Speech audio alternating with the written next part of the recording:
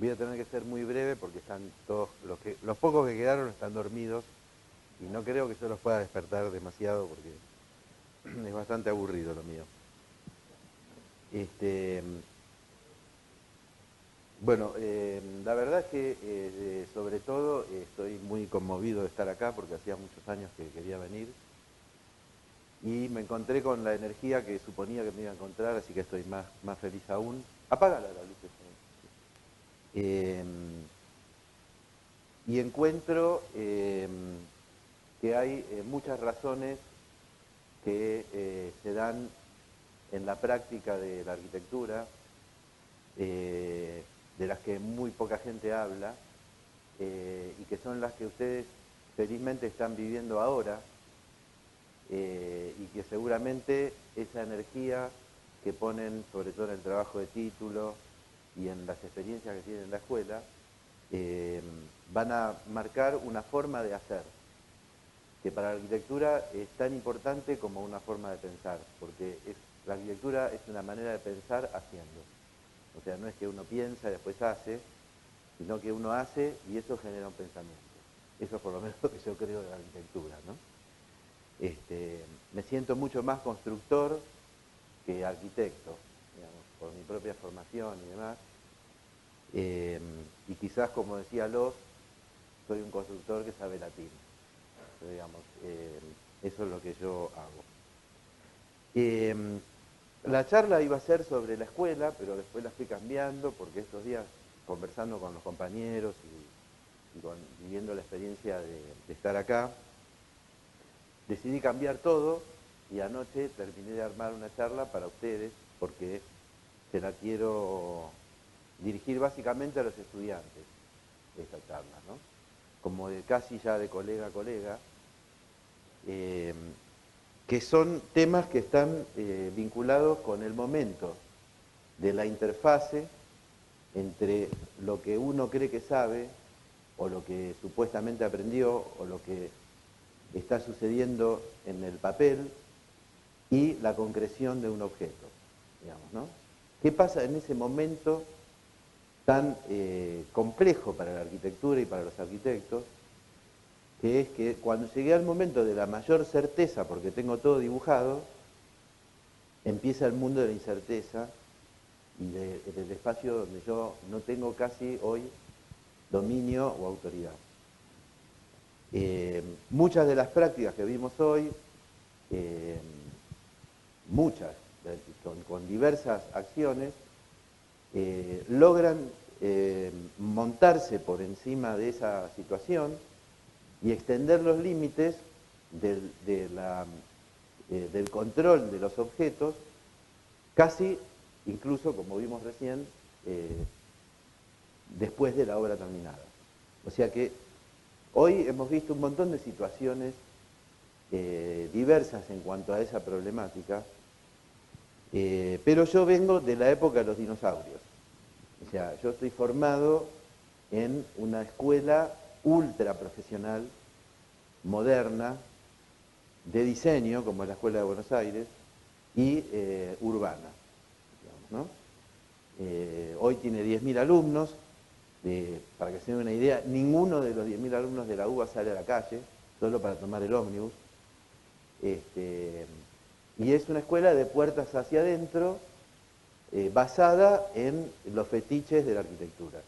O sea, uno sabe que de ahí va a salir un excelente diseñador, pero que se va a romper la cabeza contra la realidad en el mismo momento en que le den el título, ¿no? En todo sentido. Incluso con el conocimiento de la técnica de la arquitectura, que tampoco existe, digamos, ¿no? O sea, nos forman como diseñadores en un ámbito de burbuja que se retroalimenta, se autopremia, ¿no? Y se induce desde los estudios de Buenos Aires, que son muy grandes, y que terminan de formar a los alumnos en sus propios despachos. Digamos, Mario Roberto Álvarez, bueno, en realidad no fue profesor, pero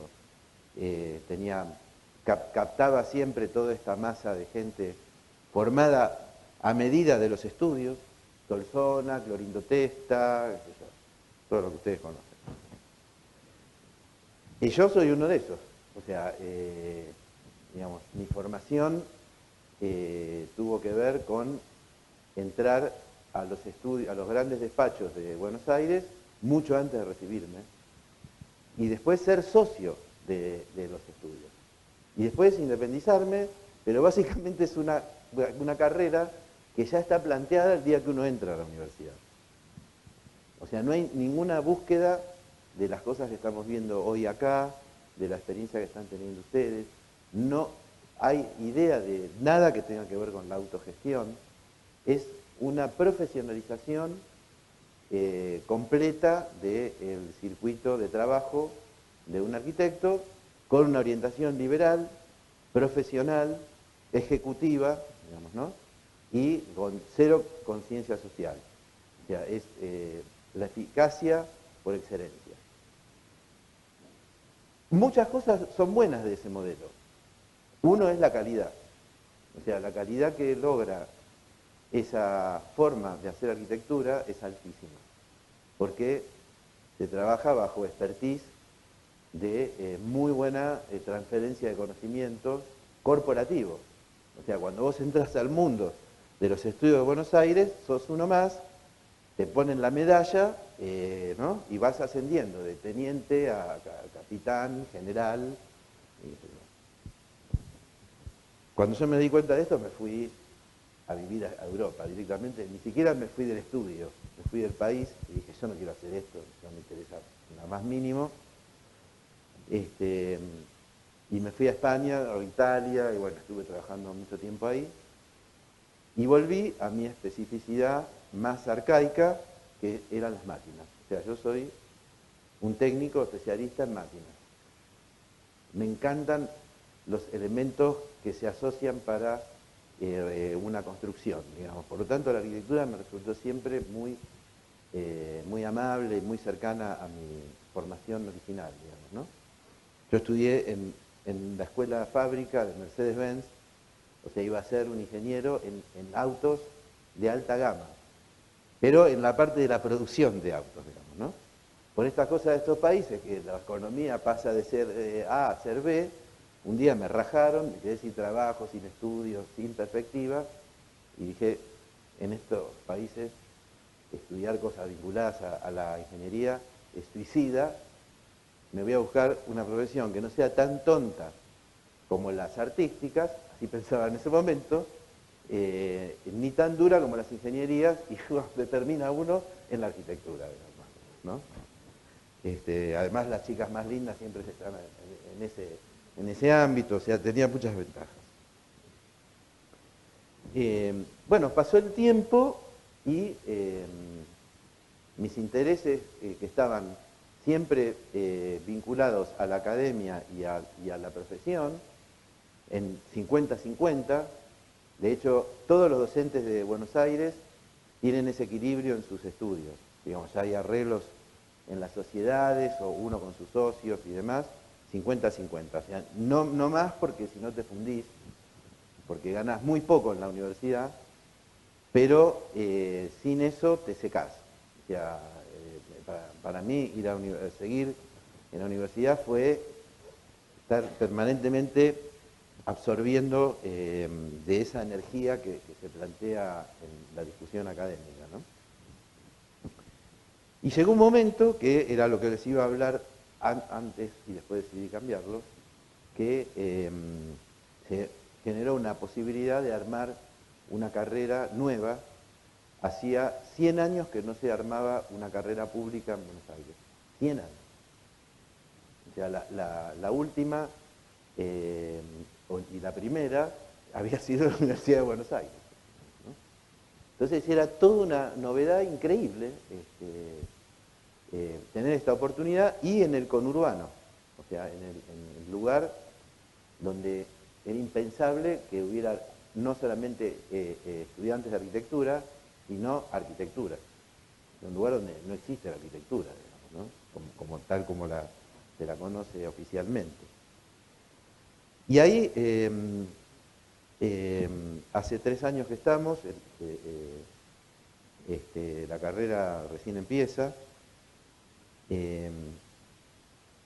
y se abren un montón de interrogantes que son muy familiares a los que veo acá, a los que percibo acá, pero en otro ámbito, con otra complejidad, con otro territorio, y que a mí me permitió redefinir también mi idea sobre la arquitectura. Digamos, el contacto con esta realidad tan difícil y con alumnos que demandan preguntas que en la Universidad de Buenos Aires no tenía, uno hace que también a ponerse a la altura de la respuesta implique transformarse, digamos, ¿no? O sea, uno se tiene que transformar con el alumno, si no, no puede enseñar. Yo, por lo menos, es lo que yo entiendo. Y en esta transformación estoy, pero me agarra en un momento donde ya me he sacado, digamos, el gusto de hacer cosas muy grandes que no pensaba nunca que las iba a hacer, y todas fueron por concurso y me llevaron muchísimo tiempo, como decía Germán, y de alguna forma hoy lo que quiero compartir con ustedes es una reflexión así a corazón abierto de cosas que hoy yo mismo creo que están mal. Pero no quiere decir que lo que uno haga, porque lo que lo hace uno está bien, digamos, ¿no? O sea, la arquitectura tiene ese malestar también, que es una actividad que tropieza muchas veces, ¿no? En el camino con la posibilidad de hacer. Bueno, la primera cosa importante para mí en este sentido es entender dónde estoy. O sea, creo que hay una cultura que por suerte está cada vez más vinculada a esa pregunta, y para la arquitectura es fundamental, que es georreferenciarse, digamos, ¿no? Por lo pronto, durante muchos años de trabajo en la investigación y en la escuela, llegué a entender que vivía en una tierra de agua. O sea, ese es el mapa hídrico de Sudamérica.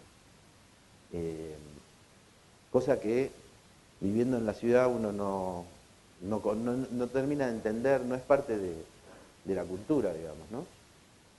Y que esa lógica, a su vez, mantiene una matriz colonial extractiva intacta. O sea, las mejores ciudades y las más grandes están en los bordes y son puertos. Eso no cambió prácticamente en nada, ¿no? Todo el trabajo en la interioridad es un trabajo basado en esa lógica. Las infraestructuras, las ciudades, la relación con el entorno y la producción del interior está en función de lo que pasa hacia el exterior. Ese paradigma recién se está empezando a dar vuelta a través de la interconectividad que plantea el territorio con sus ciudades, ¿no?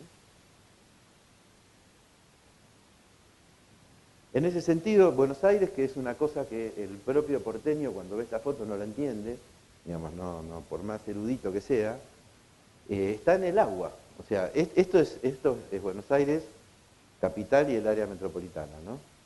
Y esto es el delta del río Paraná. Es uno de los deltas más grandes del mundo. Como verán, la relación entre lo construido y el agua es impresionante.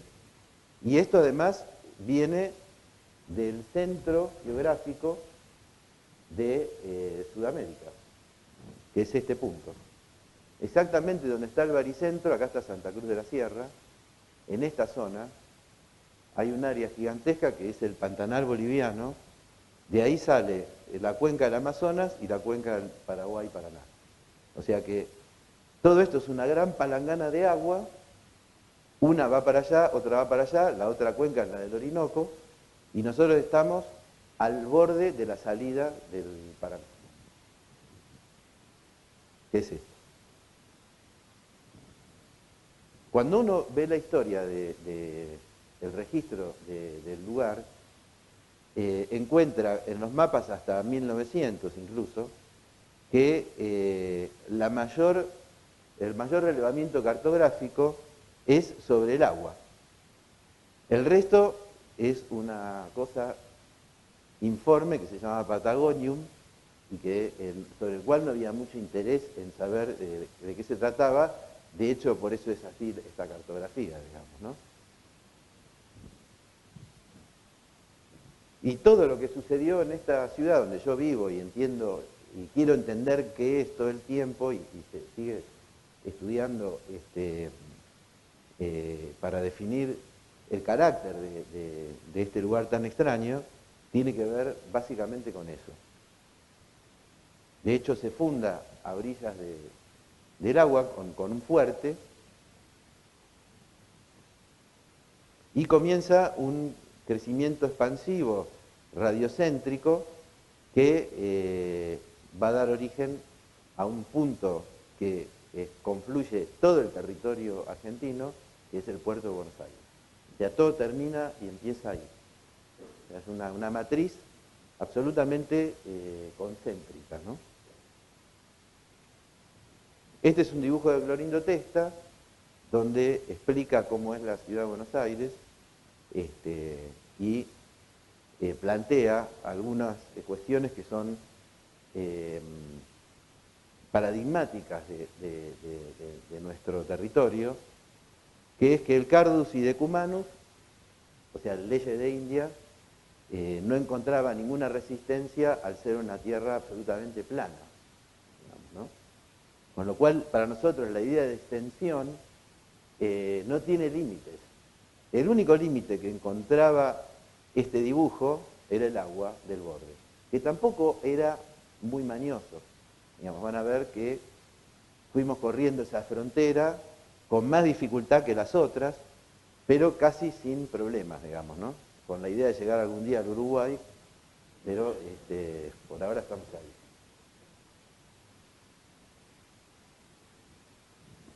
Este es el monstruo. Esta es el área de la ciudad de Buenos Aires capital, que ahora es autónoma, es como una provincia más. Y esto es lo que llamamos el conurbano o el área metropolitana. La escuela está acá, justo en el borde externo de la ciudad, y todo el trabajo que hacemos es sobre esta cuenca, que es uno de los 3 ríos más importantes de Buenos Aires, que es el Riachuelo, que seguramente es el que más conocen, porque está Caminito, La Boca y todo eso por ahí. Este que es poco conocido, y este otro que es el río Luján. Son 3 cuencas, ¿no? Esta, como es la menos visible, es el lugar donde se tiran 17.000 toneladas por día de basura de todo este monstruo. O sea, piensen que de acá hay 50 kilómetros. Y los camiones de basura van de acá hasta acá. De acá hasta acá, de acá hasta acá, de todos lados. ¿No? O sea, es un monstruo completamente estúpido que mantiene condiciones que vienen de cuestiones que ahora vamos a revisitar un poco, que son propias de la matriz fundacional, ¿no? Digo esto porque entender la ciudad es para mí tan complejo como eso, digamos, no es solamente la forma, es entender todo un proceso de transformación histórico, desde el uso anterior a los españoles, a la conquista y al momento de hoy funcionando con 17 millones de personas, que es un número, ¿no?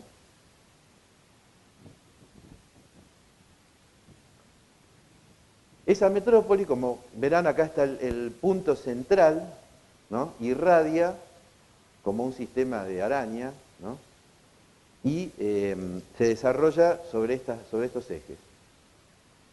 Hay una idea recurrente que viene desde los planificadores de la vieja planificación, que es hacer anillos, ¿no? Y completar este monstruo, porque les molesta que haya vacíos entre las cosas, digamos, ¿no? O sea, hay como una idea de planificación de esta ciudad que es lograr el artificio de armar un borde y terminar con el crecimiento de la ciudad definitivamente y que crezca para adentro, digamos, ¿no? Nuestra idea sobre la que estamos trabajando permanentemente en la facultad es la de acelerar el sistema, es al revés, digamos, ¿no? En vez de estancar el crecimiento, acelerar las infraestructuras de comunicación. De manera de que los espacios que son la interfase de todo el sistema de la ciudad se mantengan vacíos, entre comillas, digamos, ¿no? Y que sean verdaderos pulmones del sistema, o sea, que sean buffers entre las cosas que se desarrollan.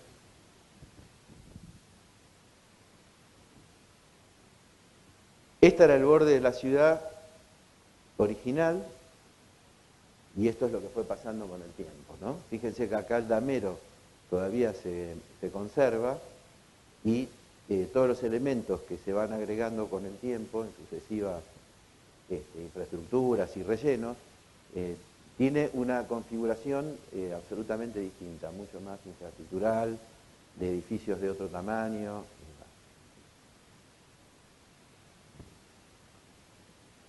Esta es la condición geográfica original de la ciudad, donde uno ve que en definitiva no es absolutamente plana, ¿sí? Pero el hecho de que haya sido pensada en el imaginario como una planicie, borró la idea de estas cuencas, ¿no? Que son varias, y de esta geografía, que es todo el sistema de la Boca y el área sur de la ciudad, que requirió después tremendas obras de infraestructura, gigantescas obras de infraestructura, para que este aparato bobo funcione, porque, digamos, mientras la ciudad fue extendiendo la trama geométrica con un damero sobre una superficie supuestamente plana, cada vez que llovía y el río entraba con la sudestada, había miles y miles de personas bajo el agua. Con lo cual uno va entendiendo que el urbanismo no es superficial, ¿no? También tiene una paradoja esa cuestión, que es lo más oscuro es lo más denso, digamos, ¿no? Donde hay más habitantes por hectárea o por manzana. Y lo más amarillo es lo más rico. Fíjense que coincide casi exactamente la mayor densidad con la mayor riqueza. Uno pone un layer arriba del otro y es perfecto. O sea, el amarillo alto coincide con el oscuro azul, o violeta, no sé, yo soy daltónico, pero supongo que debe ser azul. Pero eso es también un fenómeno muy particular de mi ciudad, ¿no? Y por otro lado, digamos, es un lugar que ha estado muy revisitado por la modernidad. Estos son los dibujos de Le Corbusier cuando va en el año 29 a Buenos Aires. Y pone acá que, bueno, hace este magnífico dibujo que ve a una ciudad que es plana y que tiene un gran cielo y que tiene un mar. En realidad es un río, pero para Le Corbusier obviamente vino además por el agua, o sea que era un mar. Y dice que, bueno, que tiene un damero maníaco, ¿no? Y que probablemente sea el futuro de la ciudad moderna, y ahí después plantea su famoso plan del año 29 y demás, con Kurchan y Ferrari Ardón. Este es otro dibujo de uno de los arquitectos más cultos que ha tenido Buenos Aires, que es Amancio Williams, quizás lo conozcan, donde vuelve sobre esta cuestión de la planicie, ¿no? y el accidente del agua. Acá está el río, este es él considera el límite natural, le pone a esto, y los edificios sencillamente bajan hasta convertirse en ranchitos con gauchos parados en la pampa, digamos, ¿no? Como siempre se consideró que eso era una extensión ilimitada, permitía suponer todo tipo de ensayos utópicos sobre temas de escala, temas de la arquitectura moderna, del plano bus de Le Corbusier, o sea, cualquier ensayo era posible en este lugar porque no hay nada más fácil que poner algo arriba de un plano, ¿no? O sea, nosotros no tenemos ni el sismo que tienen ustedes, ni las montañas, por lo cual estamos en el horno. O sea, no hay nada. Es todo una cosa, está bien, el sismo es un problema, pero también es una referencia. Acá no hay referencia a nada, digamos. Y es tan superficial el urbanismo que todavía hoy en día no se sabe exactamente qué hay por debajo del suelo de Buenos Aires. Nadie sabe exactamente qué es lo que hay, ¿no? Todo el mundo supone que es una gran masa informe de tierra dura, ¿no? Y punto. Y no es así. O sea, está llena de ríos subterráneos y de capas laminares que atraviesan todo el territorio de la provincia de Buenos Aires. Es complejísimo el subsuelo y es la primera foto. O sea, cualquiera entiende que frente a la cuenca del Plata con el delta del río Paraná, debajo de eso tiene que haber algo, porque semejante cantidad de agua no puede pasar por el bordecito haciendo litas, ¿no? Y así fuimos construyendo este imaginario, esto de Williams también, donde con la idea de Borges que Buenos Aires era una ciudad entre dos desiertos, la Pampa y el río, también homologaba el agua, porque decía, si son dos desiertos, es todo lo mismo, digamos, solo que uno es de agua y otro de arena, decía Borges, ¿no? Pero dale que va, o sea, sigamos pensando incluso más allá de la materia del suelo, ¿no? Toda la literatura argentina tiene que ver con eso. Borges lo llamaba el vértigo horizontal, o sea, como que no teníamos vértigo vertical, sino horizontal, y un enorme esfuerzo por entender dónde estábamos, porque el territorio siempre fue tan abstracto que nos llevó a tener la mayor cantidad de psicólogos del mundo, por ejemplo, están en Buenos Aires, gente totalmente neurótica, porque no tenés dónde irte, o sea, no hay manera, no se puede salir, o sea, no hay ningún lado, no hay nada. O sea, todo va a ser igual siempre, digamos, ¿no? Y además tiene una situación morfológica absolutamente desquiciada, que es que todas las esquinas van a estar siempre en el lugar donde la vas a encontrar. Digamos, la única sorpresa es dar la vuelta, pero siempre va a ser lo mismo. Conceptualmente es así, y el tango, la literatura, nuestro mal humor, nuestra forma de ser tiene que ver con eso, digamos, ¿no? Pero es importante encontrar ese punto, porque la arquitectura que uno hace está llena de esas cosas. Uno se va dando cuenta después. Lo que aprendió, incluso la forma de enseñar en la universidad y todo, tiene mucho que ver con eso. Y el trabajo que estoy haciendo ahora ya en el vertedero de la basura, de toda el área metropolitana, es directamente entender la perversidad con la que vive ese monstruo que muestra la Belle Époque con las baranditas francesas ¿no? Y las callecitas que a todos les gustan, de tipo París, en el Palermo chico, y el resto es una cosa que alimenta a un monstruo que se come todo y que necesita mucho para comer. La verdad que se come a mucha gente la bestia. Y es invisible. O sea, salen en la televisión solamente por temas policiales o alguna cosa que quisiera que pasó por ahí.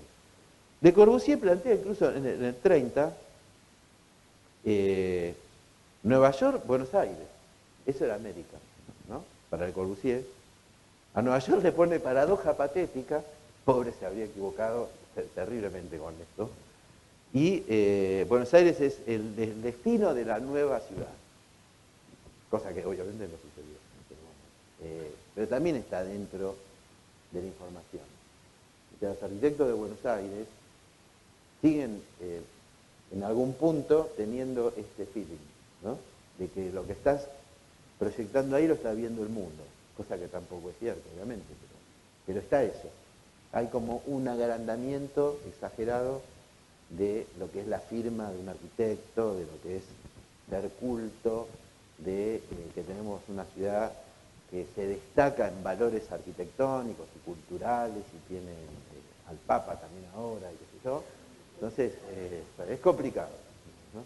Para la arquitectura es muy complicado, porque para eso no es una broma, porque cuando vos te enfrentás a tu despliegue profesional, pongámoslo en esos términos, los contralores, los que te votan un concurso, los que hablan el cliente, la señora que lo mira en el diario, está pensando en esto, ¿eh?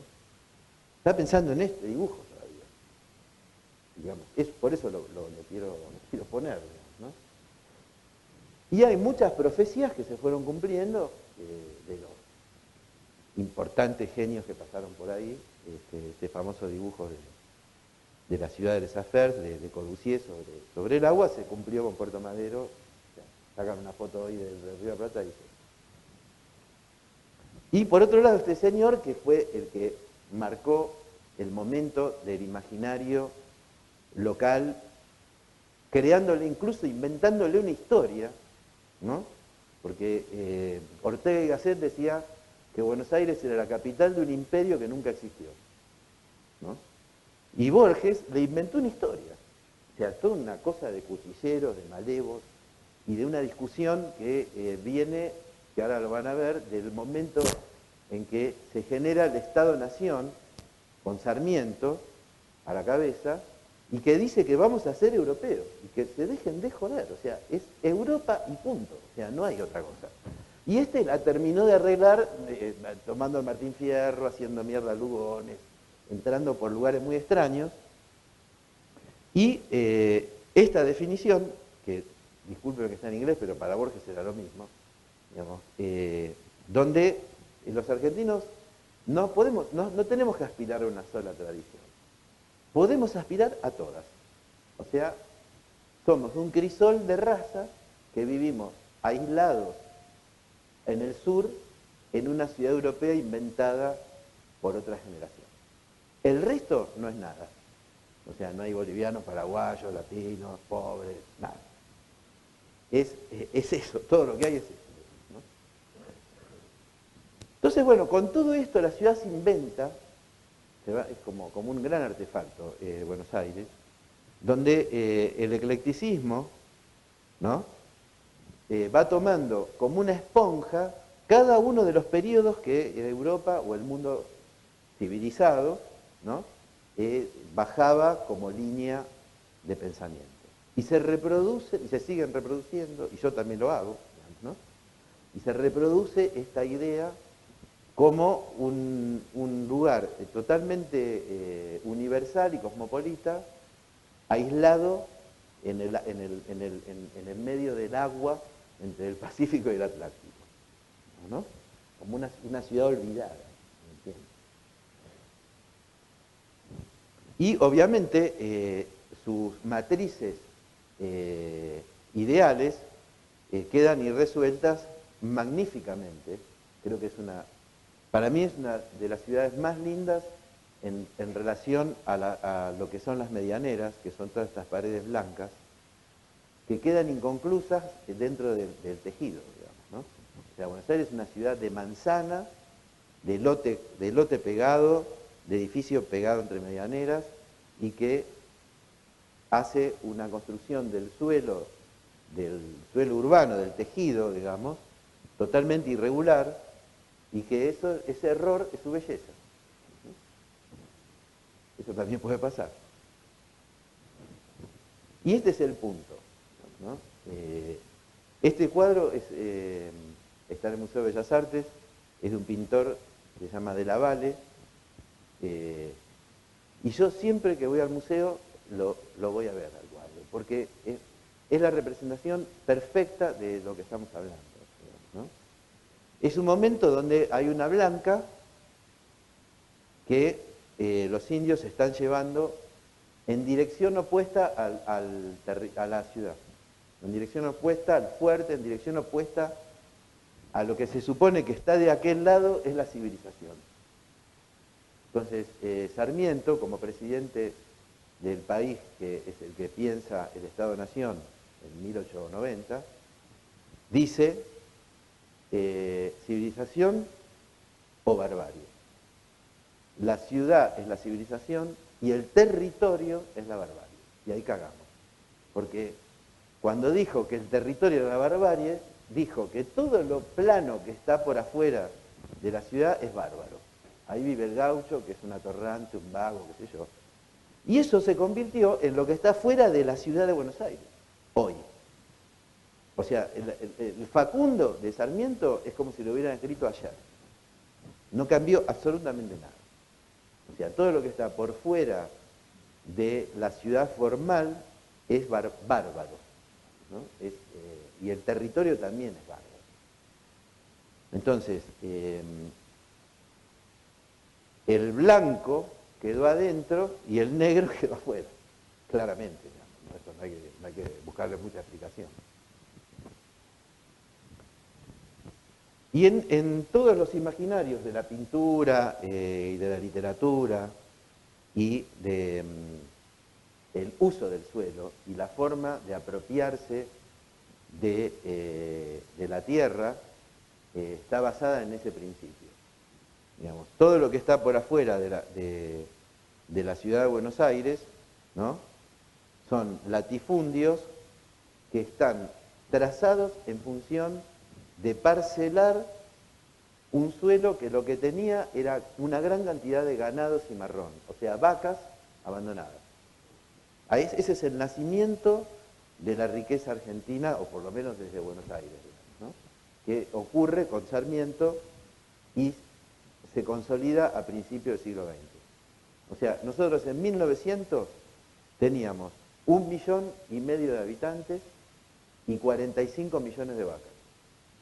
45 millones de vacas y 1,5 millones de habitantes, que andaban por acá, y más allá, digamos, ¿no?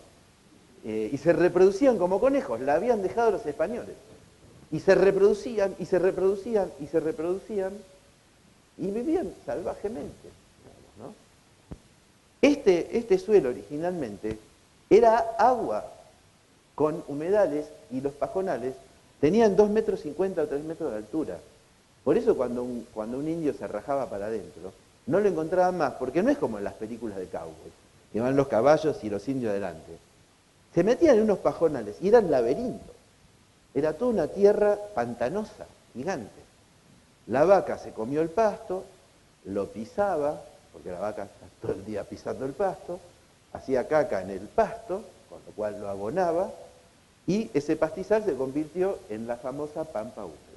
O sea, el humus del que nosotros vivimos como reyes durante mucho tiempo es lo producido por las vacas que abandonaron los españoles cuando hicieron el primer puerto.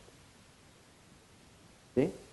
Sarmiento compra alambre de púa inglés en grandes cantidades, ¿no? Y un palo, que es el palo del cerco de campo, digamos, el palo de campo, millones y millones y millones de palos de la misma sección, se clavaba el palo que ya venía agujereado, se pasaba el alambre y vos te quedabas con 150 hectáreas, vos con 3.500, vos con 850.000 y vos con 950.000 y lo que estaba dentro era tuyo.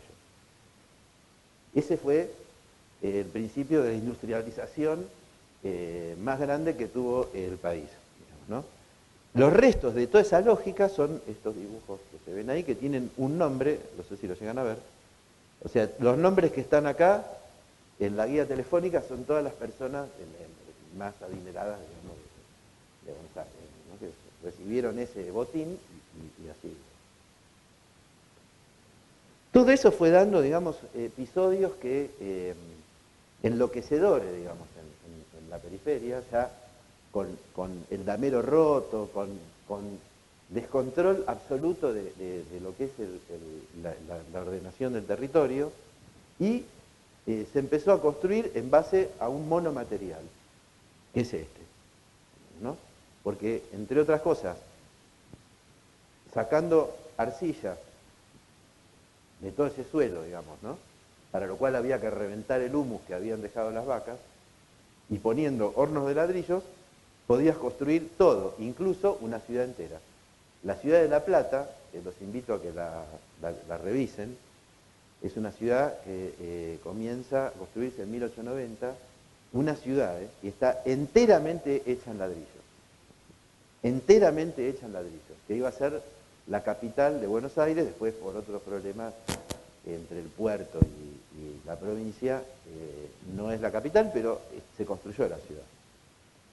Y uno ve fotos de época donde está la ciudad construyéndose con dos diagonales, un trazado cartesiano de clasicismo puro, urbano clásico, que también se inunda por las mismas razones que estábamos viendo recién, y en la foto histórica tiene todos hornos que están tirando humo, como si fuera la fábrica, alrededor y adentro de la ciudad construyéndose.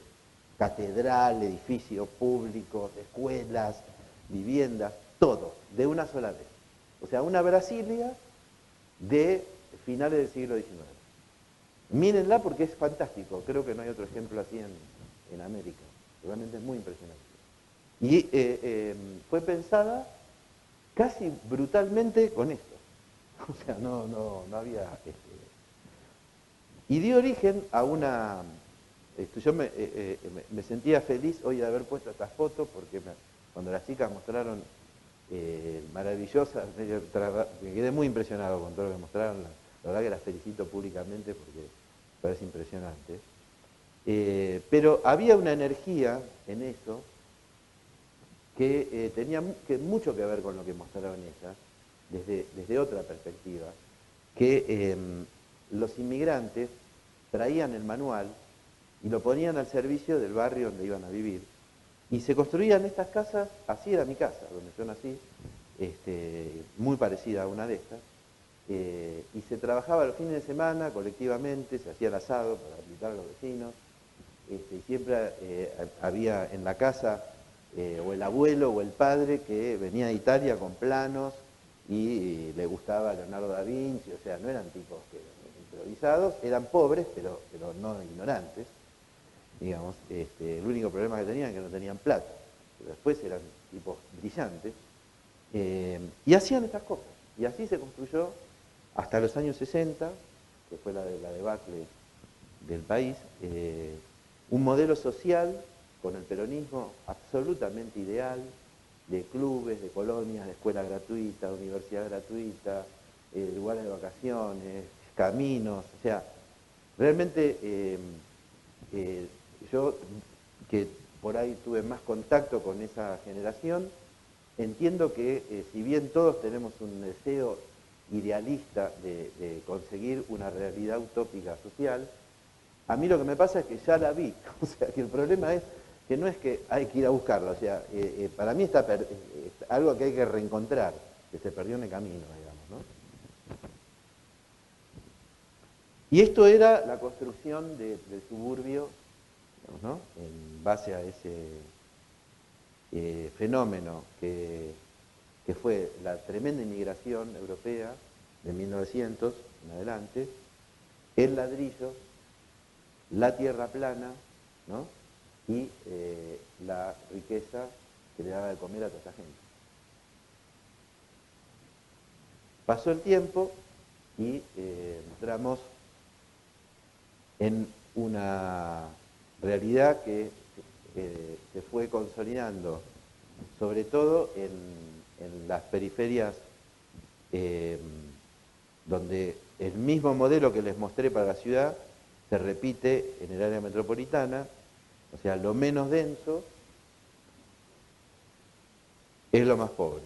O sea, lo más clarito es lo más pobre, ¿no?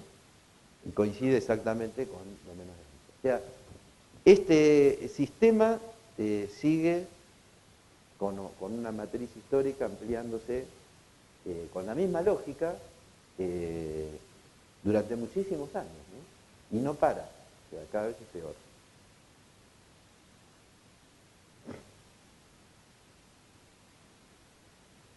Y esto es simplemente para, bueno, acá se ven algunas de las imágenes de lo que les decía recién, es para llegar a esto, digamos, ¿no? O sea,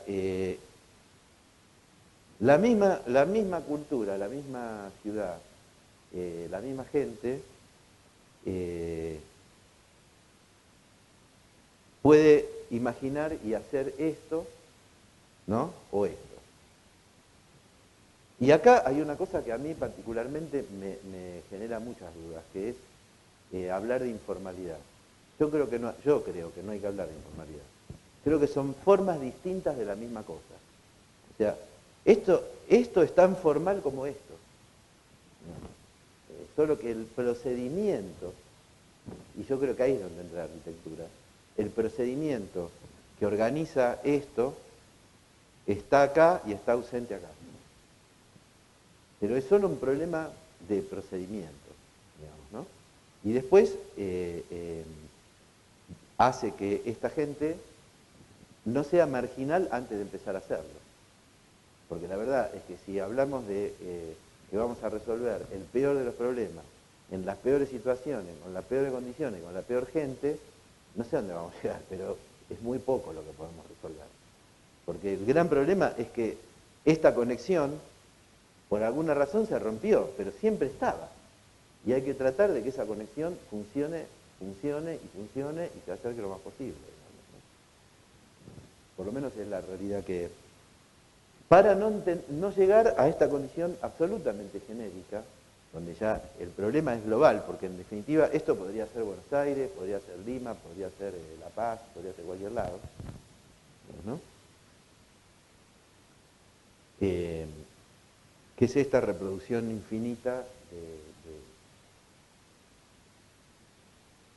de todo lo que vimos hoy? Y por último, digamos, antes de pasar rápidamente a ver algunas cosas, sobre el tema del habitar, creo que en la misma línea, como en alemán, bauen quiere decir lo mismo habitar y construir. Significa exactamente lo mismo esa palabra, que Heidegger la usaba muchísimo, ¿no? O sea que el ser se realiza en tanto hay una construcción.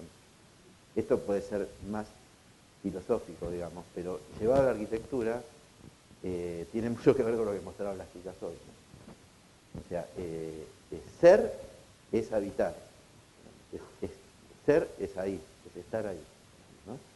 Pertenecer a un lugar.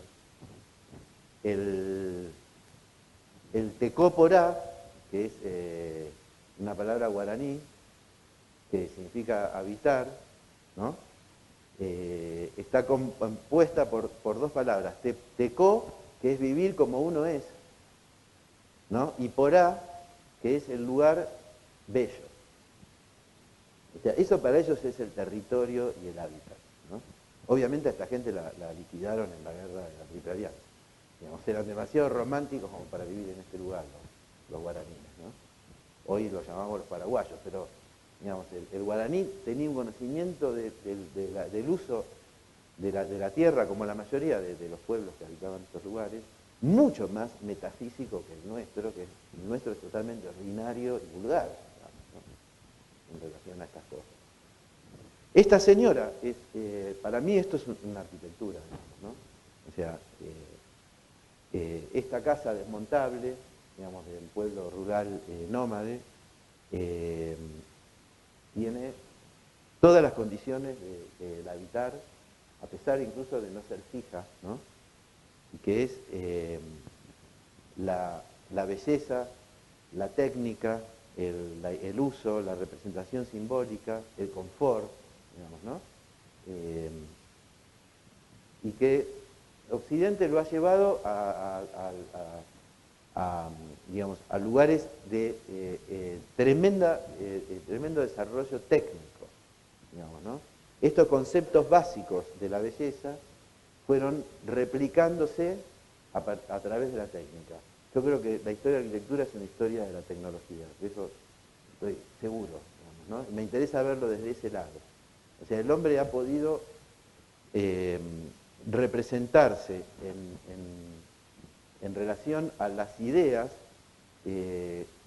con mucha más fuerza, en la medida que no solamente tenía poder, sino que tenía la técnica para representarse, ¿no? sea, esta es la quinta esencia de la vivienda, en términos simbólicos, ¿no? Que es la vila palladiana. O sea, esto es lo que sigue siendo hoy el deseo más excelso en el imaginario de lo que es una vivienda real, digamos, ¿no? Real no de realidad, real de Reyes, ¿no? De una vivienda superlativa. Entiéndase que no estoy haciendo un juicio moral, estoy diciendo algo que tiene que ver con lo simbólico, digamos, ¿no? O sea, la señora afuera de la carpita, para mí es exactamente igual que esto, o sea, en términos de morales, digamos, no hay una degradación del ser humano a través de su representación. Pero sí está claro que las cuestiones simbólicas son muy diversas en relación al habitar, y tienen configuraciones que van pasando por recursos, básicamente, ¿no? Y representaciones.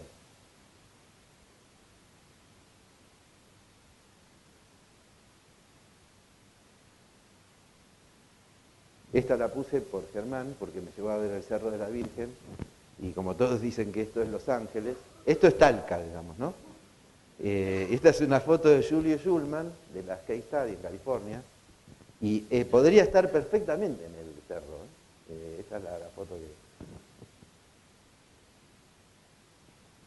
¿no? Y llegamos, en términos de representación, a los cholets, digamos, en el Alto de Bolivia. Esto es una casa, y la diferencia con Palladio, ¿cuál es?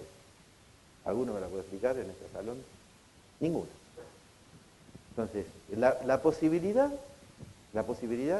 es una cosa que en la cultura genera movimiento. Lo que se puede hacer, se hace. Es una condición humana. El capitalismo lo lleva al extremo, digamos, ¿no? Donde arrasa con todo lo que puede hacer. Pero está en la génesis nuestra, o sea, esto es humano, digamos, no es marciano. Son temas que, fíjense el barrio, ¿no? En el Alto, y obviamente es una familia de comerciantes, acá tiene el comercio, después creció con la vivienda, después crece más, y después viene Freddy Mamani y le hace eso, ¿no?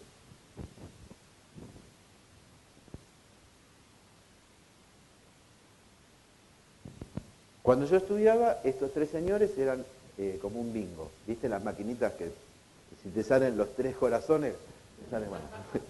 Y te tocaba uno de estos tres, ¿no? A mí, por suerte, me tocó este. Pero después me gustaba más este, y después el que no estaba en la foto, que era Alvaralto, y después dije, uy, Can, cuánto mejor. Pero eran estos tres, no había. Era un mundo de verdades absolutas. Y yo, la primera casa que hice quería que fuera como esta. A mí, con cosas chicas, no, ¿viste? Entonces, bueno, en un terreno, en el bajo de San Isidro, me encargaron una casa y quise hacer la casa Pau. Y no me importó el cliente ni nada, yo no voy a mentir con esas cosas porque los clientes para mí no existen. O sea, en términos de tener que hacer una casa, con todo lo que eso significa, hablo desde mi ejercicio como profesional liberal, ¿no? Es más las casas que he rechazado que las que hice. O sea, solamente la hago si me interesa, porque la verdad que la gente se podría hacer su casa sola, no sé para qué me vienen a buscar a mí. Entonces, pero bueno, hice lo que pude con mi Van der Rohe, algo más o menos me salió. Y mi abuelo, que tenía horno de ladrillos, sumado a las fotos que vieron antes, me despertó esta obsesión, que algo vi en los trabajos de primer año, que es trabajar con módulos que son maderitas que hacíamos cortar en escala, el tema de la inercia por forma y los filtros, ¿no? las trabas que puede generar el ladrillo. Entonces, estas cosas eran un entretenimiento manual en el estudio. Cuando no hay laburo, vos tenés que estar pensando en algo, así que esto estaba bien. En la universidad, o sea, me seguían interesando las mismas cosas con el trabajo de los alumnos, que eran estas matrices de tejido, y llegó una víctima, que era un señor que era un ingeniero informático y que estaba obsesionado por la seguridad y no le gustaban las rejas. Y le dije, vos llegaste al lugar indicado. Yo inventé una forma de seguridad extraordinaria sin rejas. Digo, es una casa sin ventanas. Me dice, ¿cómo no se? Digo, yo te la voy a resolver. Y entonces ahí todas las trabas posibles de ladrillo fueron aplicadas en esta casa como si fuera un laboratorio, básicamente, digamos, ¿no? Inventamos esta regla que se movía por dos guías y le permitía al operario hacer estos deslizamientos con la traba y no estar midiendo cada uno de los ladrillos porque era imposible, digamos, ¿no? Y este señor muy canchero que fuma poniendo ladrillos, obviamente siempre es fundamental estar ahí, digamos, ¿no? Estas son cosas que son básicamente se hacen en la obra, digamos, ¿no? Y felizmente uno trabaja y aprende con el otro y piensa haciendo, que era lo que decía antes, ¿no? Pero bueno, esto es uno de los primeros ensayos, después trabajamos muchísimo con ladrillos, seguimos trabajando. Y la casa es como una excusa para estar en el paisaje y aprender de esta técnica, digamos, ¿no?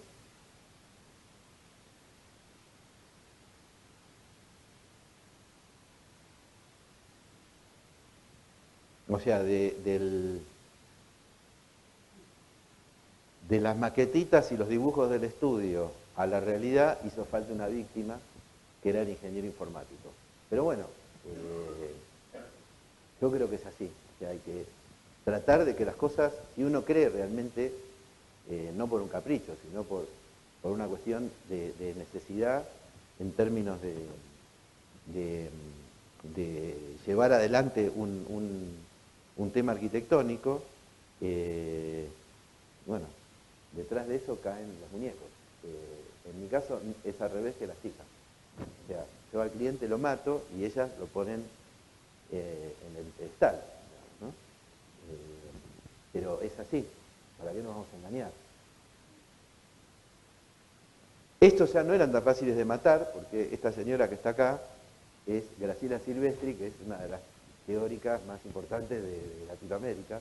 Su marido, Adrián Gorelick, me encargaron una casita a orillas del río Solís, en el Uruguay, en un barrio perdido ahí en Uruguay.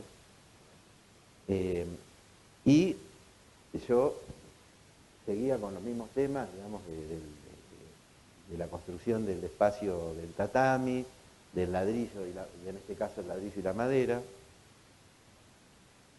y de este encuentro entre dos materiales muy de la idea japonesa, de la piedra y la madera, y aparecen este muchacho con otro más, que eran los carpinteros, que yo llegué a la obra con los planitos, todo, íbamos a empezar la obra, y vinieron dos brasileros con bolso Adidas, y tenían serrucho, clavos y martillo, y un hacha. Yo había dibujado todo para encastre, qué sé yo, y bueno, terminó la obra en una, casi una construcción ad hoc, digamos, sobre el terreno, y el ejercicio del ladrillo que venía haciendo con un nuevo material que era la madera, ¿no? A todo esto quiero aclarar que la gente que vive ahí es feliz, o sea, no crean que porque yo digo estas cosas, la gente después no lo disfruta, o sea, lo digo medio en broma, medio en serio, pero es parte de lo que entiendo que hacemos, digamos, ¿no? Bueno, ahí está un poco siempre hay que celebrar estas cosas. Y después, en un momento, tuve la posibilidad de hacerme mi casa. Y ahí ya decidí que no iba a ser en Buenos Aires, sino que iba a ser muy lejos, en el medio de la nada, en el Uruguay, que es el país que yo más quiero en este mundo, digamos, ¿no? Esa es la playa, es así todo el año, o sea, no es invierno, Y acá había un monte criollo, estos son plantas nativas, y yo tenía que meterme ahí adentro. Entonces se hizo una cancha y se metió un objeto absolutamente sencillo, que se construyó integralmente en hormigón, y que era como una escultura fantástica hasta que puse las carpinterías, ¿no? Que es lo que siempre pasa. O sea, todo esto era, para mí era la maqueta, claro, no, lamentablemente la tengo que mostrar, pero uno de estos, este era el capataz, cuando terminamos la obra, me dice, arquitecto, ¿hay esto que hicimos acá con el hormigón, hay en otros lugares del mundo? Ya habíamos terminado la obra, yo me empecé a preocupar, pero bueno.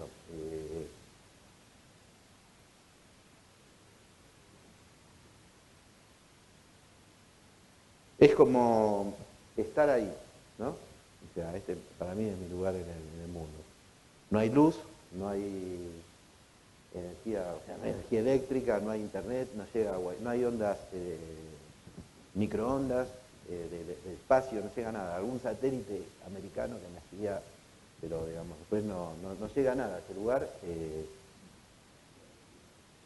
Y bueno, y el monte va haciendo lo suyo, o sea, es como la pieza esta de hormigón convive con una violencia propia de la naturaleza, ¿no?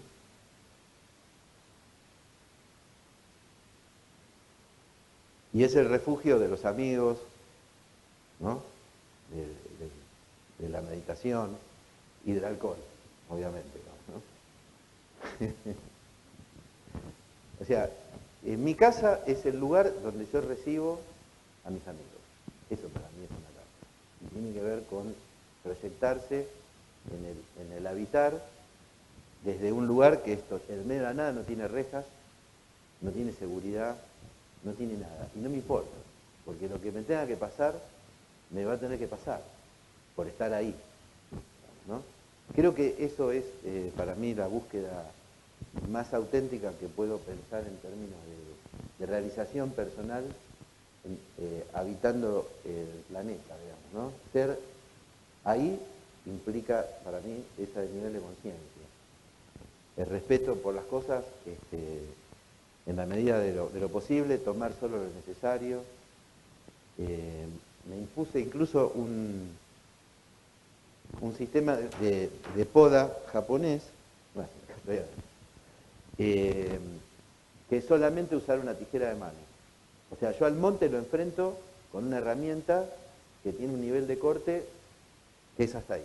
No puedo usar serrucho, no puedo usar hacha. Y entonces la convivencia es esa. Yo te corto las ramitas en los meses que no tienen R, que es cuando hay que podar, ¿no? Mayo, junio, julio, agosto. Y así convivimos. Algunos se van a confesar también ahí. Bueno, y paso en un momento, y ustedes lo conocen muy bien todo esto, a trabajar con otros materiales, que es un concurso que gano en el año 2000, un poco antes, 99, sí, en Mendoza, que era hacer un parque urbano en un lugar que yo realmente no conocía antes de hacer el concurso. Entonces, hice un viaje, estuve una semana recorriendo y viendo cuáles eran los elementos con los que tenía que trabajar ahí, y eran el agua, la piedra y el verde, claramente, digamos, ¿no?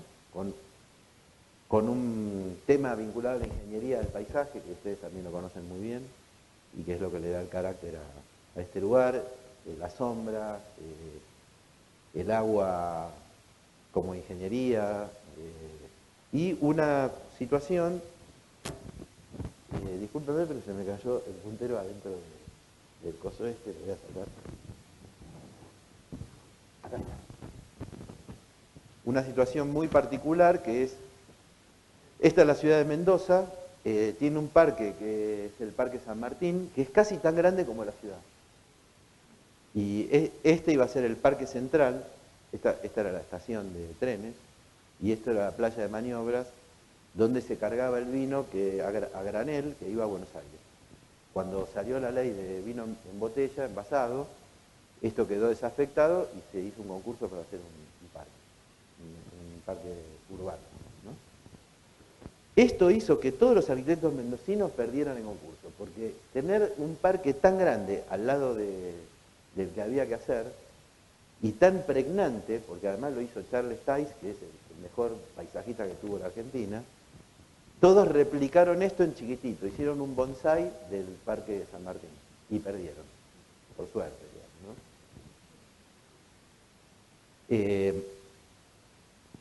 Lo que entendí en ese momento es que, como hoy pareciera como más obvio, pero en ese momento no era una cosa tan de entenderlo en estos términos, que es la huella, digamos, ¿no? O sea, no proyectar en abstracto, digamos, en definitiva, leer la huella, y la huella eran todas estas vías que iban a estos galpones y cruzaban por una de las arterias principales de la ciudad que va a la Plaza Independencia, digamos, ¿no? ¿Qué es esto? Y después darle una forma que organizara todos los perímetros de viviendas que estaban alrededor de este lugar. Fíjense cómo van llegando los conjuntos habitacionales, ¿no? Y además esta era el área más pobre de la ciudad, el área sur. El parque, como idea, fue hacer un oasis. Para mí Mendoza era igual que la Alhambra, digamos, fue la referencia directa, y fue trabajado en base a esa textura, y la verdad es que no me equivoqué, porque el tema de lo exótico, del agua y de los trazados, estaban casi hechos ya en el lugar, ¿no? Y fue un poco aplicar esta investigación sobre el proyecto, y se terminó construyendo esto, ¿no? Que es un buffer que regula todos los sistemas de conexión con el borde, que define un polígono que está dado por un sistema de acequias típicas de Mendoza, y que enfatiza la línea de las vías, ¿no? Armando todo el sistema espacial, integrando a los galpones al sistema peatonal y de las cosas que tienen los parques. Eso dio todo un sistema de parterres con una recreación del paisaje mendocino, con plantas autóctonas, otras exóticas, cactus, piedras, digamos, y mucha agua, digamos, ¿no? Esto recibe todo el sistema de acequia por gravedad y se usa para riego diario. O sea, el estanque baja un cuarto de volumen por día y con eso se oxigena el agua, con lo cual no hay que tampoco cuidar el agua del estanque. Es básicamente un sistema de riego paisajístico, ¿no? El terreno tenía esta pendiente, y lo que se hizo fue corregir el perfil apretándolo contra un borde para armar una promenada, o sea que el parque tuviera dos niveles, ¿no? Ese corte fue dando distintas situaciones a lo largo del parque, y este era el render del concurso. Un oasis con exageración de dibujo para que realmente representara un oasis, ¿no? Esto ya es el proyecto en ejecución, que es como una especie de excavación arqueológica, más o menos. Y acá estaba terminado el parque sin verde, ¿no? En este momento, los vecinos, que muchos de ellos trabajaban en la obra, porque en ese momento había muchas cooperativas en Argentina, la crisis del 2001, venían a la obra a colocar pisos, era el trabajo que más hacían. La mayoría eran mujeres, como contaban trabajando, y que aprendían todo este tipo de... Ahora, la creación de esa infraestructura, ahí conocí el sismo, digamos, ¿no? Implicaba, para levantar un muro de 6 metros, fundar con este tamaño de cosas, ¿no? ahí se ve el pie derecho del muro, y de vuelta los muchachos que ponen una cuestión que creo que fue muy trabajada todos estos días, hoy por lo menos, que es la distancia que se nos genera entre el documento y la ópera de mano, ¿no? Y es lo que las chicas también mostraron con mucha claridad, digamos.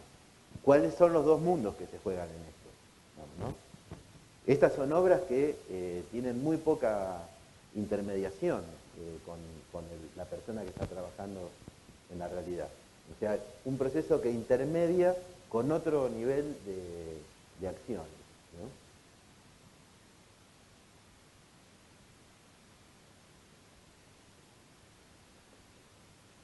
El momento en que esto era lo que están viendo ahora, un páramo de hormigón armado con polvo, porque está tierra de polvo, hubo manifestaciones de vecinos en contra del parque. Tuve que salir en la televisión, en la radio, en varios lugares a tratar de defender este aparato, ¿no? Porque la gente decía que esto era puro cemento y que no lo querían, ¿no? Hasta que empezó a llegar el agua. Así estaba, digamos, ¿no? El momento en el que se termina, digamos, todo lo que es el trazado y está integrado, digamos, al sistema espacial que existía en el lugar, con los galpones y con todo el tema de los puentes, el viaducto y demás.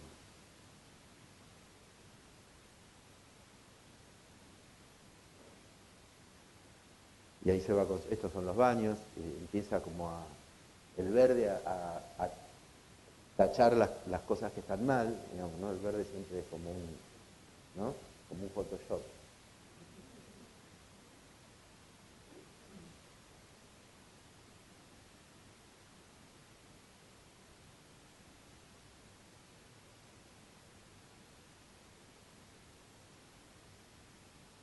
Bueno, y finalmente se convirtió en uno de los espacios más usados de la ciudad.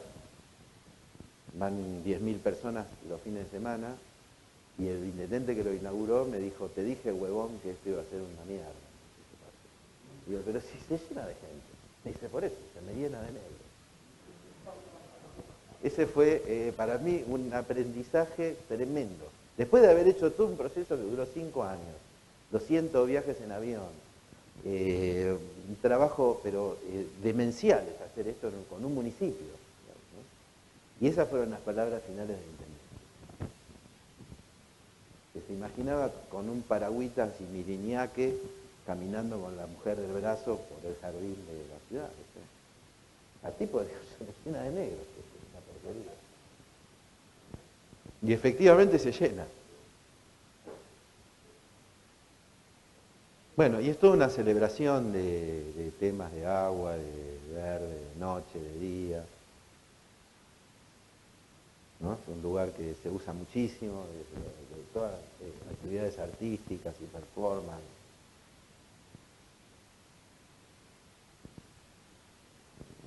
Este es otro episodio, pero en el borde de Buenos Aires, ya nos acercamos rápidamente a los trabajos sobre el borde de la ciudad, que atan lo que les mostré al principio, que es el Parque Memorial de los Desaparecidos y una reserva ecológica que es relleno de escombros de la voladura de la Embajada de Israel y la AMIA. O sea, los escombros de la voladura se tiraron acá y a alguien se le ocurrió hacer el memorial de los desaparecidos de la dictadura. También fue un concurso. Este es el río que Borges llamaba desierto, pero cuando se pone bravo es peor que el mar. Y había una infraestructura de borde que resolvía una colina. Y vamos a dar vuelta al principio para no pasarlo tan rápido, porque si no, no van a... que es, esta es la costanera norte, acá está el Río de la Plata, acá está la foto esa que vieron recién de las olas, era construir toda esta rectificación del borde con el mismo sistema que tenía la costanera, armar esta especie de rótula acá, estos son los pabellones de Ciudad Universitaria, esto es arquitectura, ya los conocen por ahí, y dejar este lugar como una reserva natural con un puente, una planchada puente que comunicaba estos jardines con este lugar.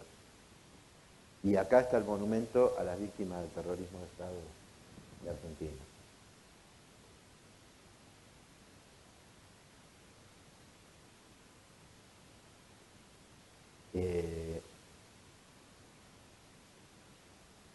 Referencias al paisaje del río y nuevamente, digamos,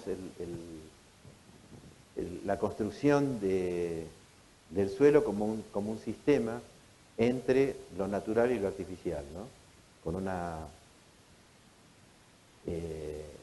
digamos, una construcción, sobre un suelo vegetal, digamos, ¿no? Esa es básicamente la idea de este sistema. Y que generó toda una tremenda discusión acerca de si los nombres de los desaparecidos tienen que estar en piedra o no, ¿no? Porque al aparecer en una piedra deja de ser desaparecido, no es menor el tema. Y finalmente de los 30.000 se escribieron 9.000 en las paredes.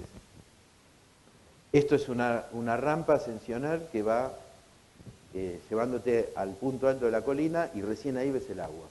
Porque además, como muchos desaparecidos fueron tirados de los aviones al agua, este lugar tiene ese ritual, digamos, ¿no? Además, que es no solamente el nombre de las personas, sino un espacio donde se ve reflejado el pasado de la dictadura en ese sentido, ¿no? Este es el arranque del recorrido. Bueno.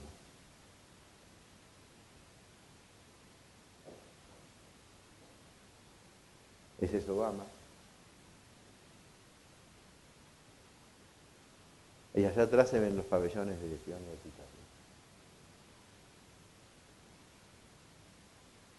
Este es el otro parque, que es el que queda con menos intervención. Y nos vamos al área central de la ciudad.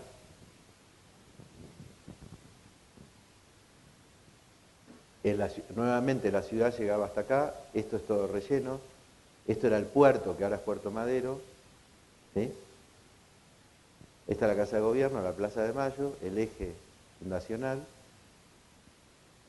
y acá hay una pieza que es un edificio de los de la época de Sarmiento, de este que pensaba en fundar la nación, que era el correo, el Palacio de Correos de la ciudad, digamos. El mismo arquitecto Maillard, que era un arquitecto francés, construye esto, la aduana, el Colegio Nacional, etc., ¿no? Esto fue un concurso donde el correo dejaba de usarse como edificio y había que proponer una serie de programas nuevos vinculados a la música y las exposiciones artísticas. Básicamente una sala sinfónica, una de cámara, toda la actividad para los músicos y un centro cultural. Lo que nos hizo ganar el concurso fue que este edificio, que Maillard pensaba que era de piedra y debería haber sido de piedra, en realidad es un esqueleto metálico traído de Londres que le permitió fundar sobre el agua. Por eso lo del agua, ¿no? En Buenos Aires es... O sea, el edificio se le cayó varias veces en los comienzos, trayendo piedra y tratando de suplementar el suelo, hasta que los ingenieros del puerto le dijeron, si usted no hace pilotes acá, no sale nunca más. Eso hizo cambiar la estructura. Esto fue una investigación que hicimos durante el concurso y entendimos que al edificio para operarlo, porque era un monumento y no se puede tocar en todo su perímetro exterior, más que demoler, había que desarmarle una parte. Ese fue, ahora lo van a ver, porque ese es la génesis de este proceso, ¿no? Estos señores son los que organizaron toda la historia que les conté y se quedaron con todos los campos.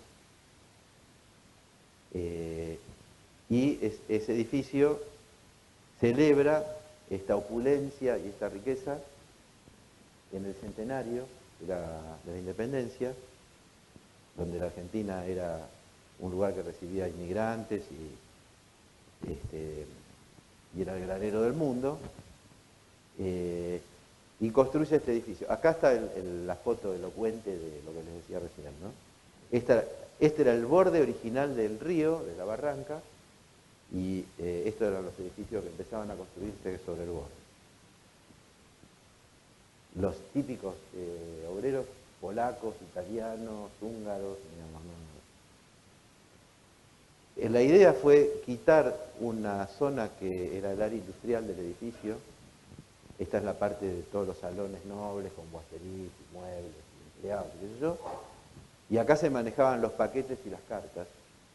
Y fue hacer una extracción donde había un patio de una de las crujías del edificio, ¿no? Y poner acá el programa, los nuevos programas. Acá es donde se iba a hacer el agujero, ¿no? Y este es el programa que va ahí adentro, que es una jaula para contener y arrastrar el edificio, una sala sinfónica, un edificio colgado de un techo, que a su vez es el espacio técnico, una terraza mirador y una sala de cámaras. O sea, todo ese aparato es una jaula, un chandelier y una ballena, ¿no? ¿Qué es eso? O sea, acá está el agujero, más este subsuelo, cámara sinfónica, chandelier, estructura de 50 metros de luz, que es lo que mide el agujero, 50 por 50, y un restaurante mirador con la cúpula.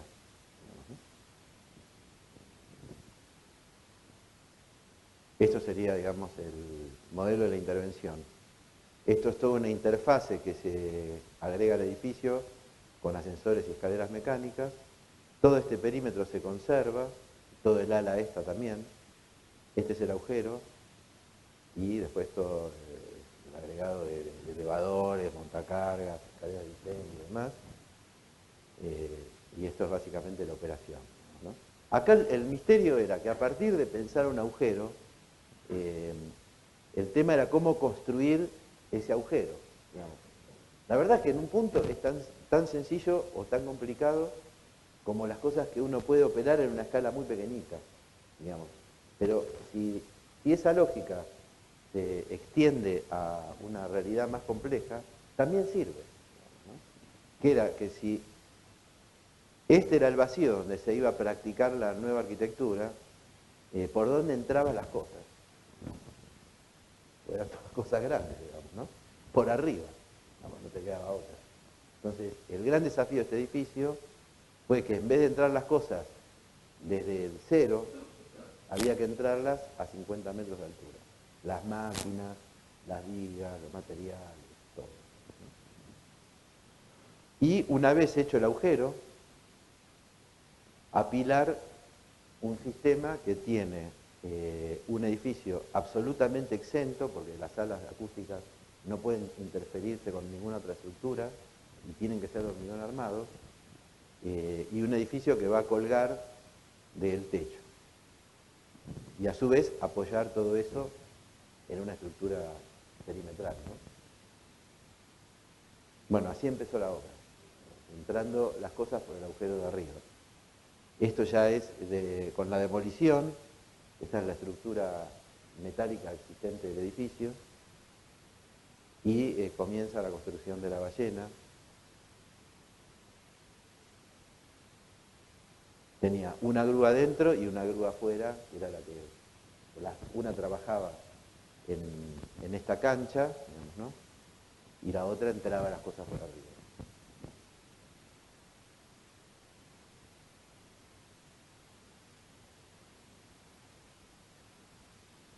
Ahí empieza la subida de las vigas del techo.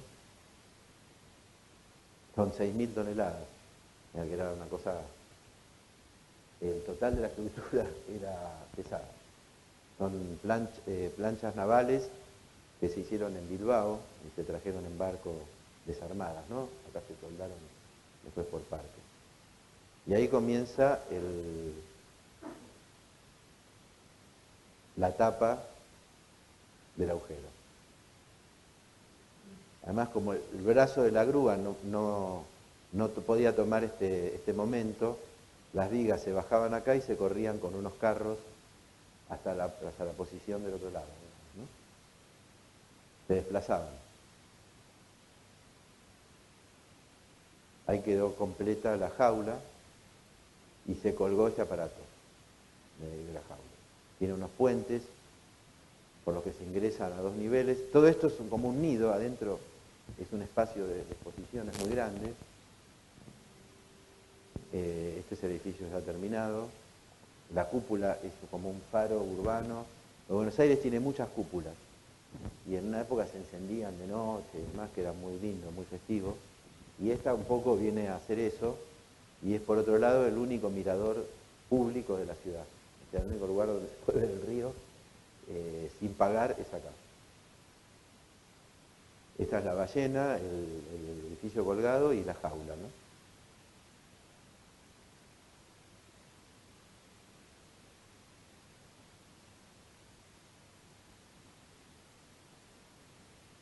Este es el interior de la sala.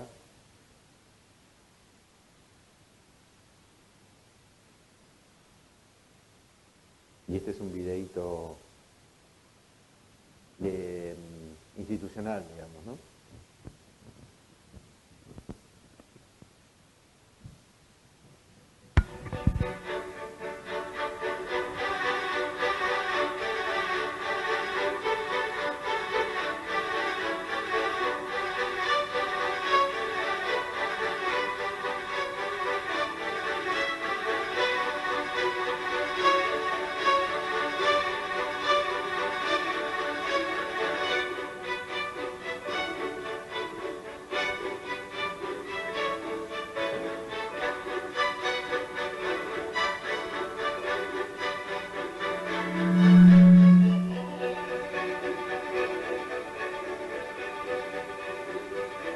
Es la primera y última vez que lo ves vacío. Vamos a llenar de nuestra cultura. Bueno, y lo último es mientras estábamos haciendo esto, que como hacía Germán, un proceso de 10 años, no creas que se acuerda lo que van a hacer en un día, digamos.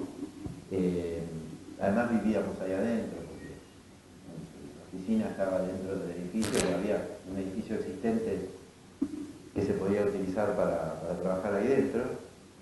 Surge una cosa absolutamente extraña, que es, en este lugar estaba la vieja aduana de Buenos Aires, cuando el río llegaba hasta acá.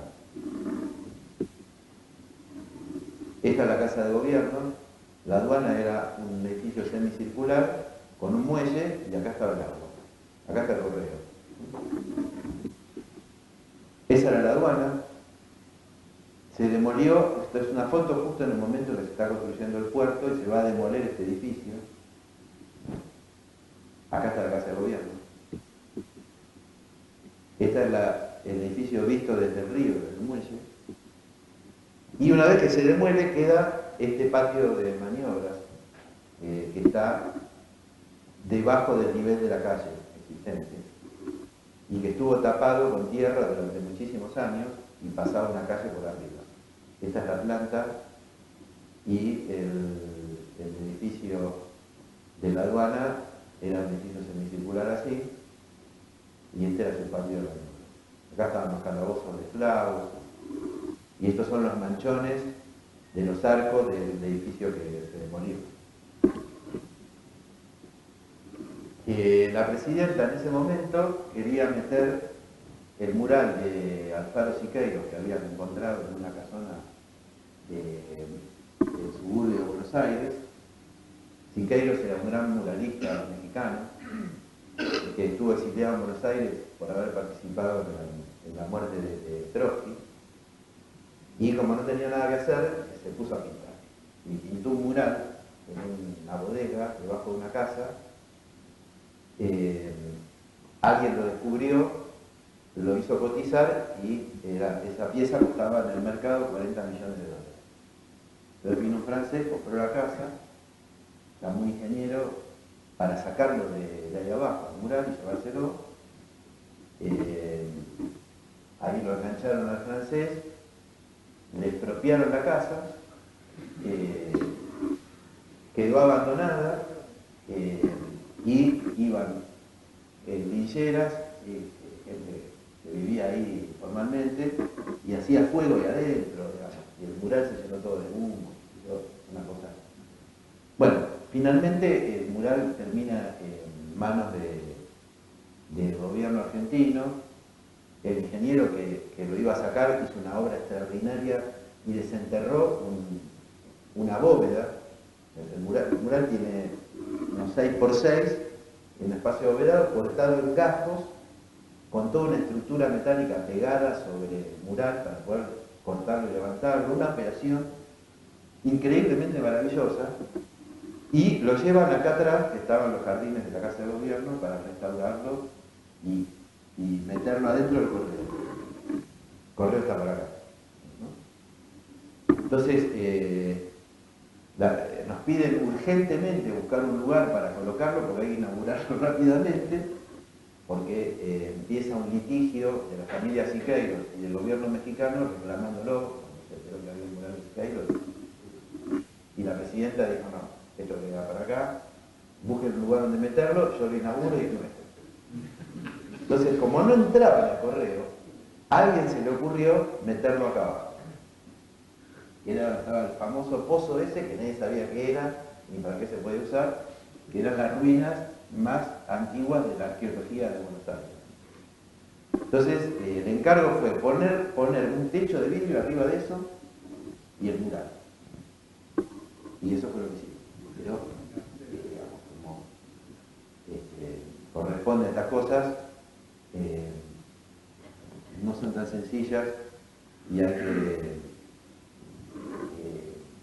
a partir de eso que parece tan básico como el agujero del correo, empezar a tallar. Y ahí para mí la arquitectura empieza ahí, en el momento en que uno empieza a tallar esas ideas básicas que hacen a las cosas, ¿no? Eso dio como resultado un espacio totalmente inédito para la ciudad, porque es un espacio que tiene 120 metros de largo por 30 de ancho y con unas características lumínicas y demás que lo convirtió en el espacio de recepción de todas las visitas institucionales que vienen al país. ¿No? Es como la sala de honor de la Casa de Gobierno. Y tiene un museo detrás de la arquería, que ahora lo van a ver, de la historia de los presidentes argentinos. Y allá atrás fue el mural. Se entra por el nivel de calle acá hay una escalera o este ascensor, y el espacio del mural está más adelante.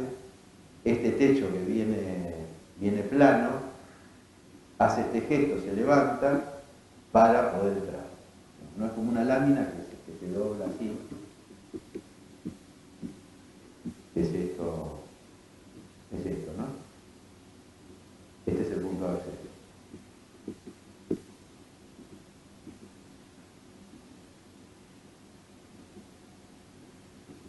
Ahí adentro está el mural, no sé si llegan a ver la estructura. Este es Siqueiros, ¿no? Que se enfundó y se puso la cara de él, que está preso en este momento.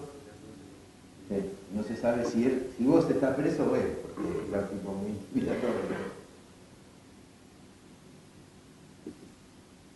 Este es el espacio de la arquería, donde estaban los calabozos. Y este es el momento en que Cristina entra con el presidente de México, que es Calderón, le hace cortar la cinta y dijo, chao. Olvidar. Esto está para el diario, ¿no? O sea, un plan político, digamos, ¿no? De hecho, cuando se inauguró, el techo estaba por la mitad. y se llama ejercicio plástico. Es fantástico realmente el trabajo.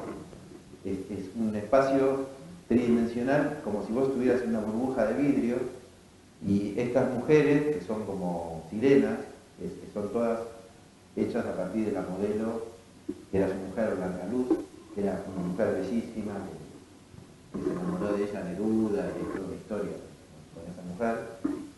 Y es como estar dentro del agua, ¿no? Y estos personajes se arriman así a mirar.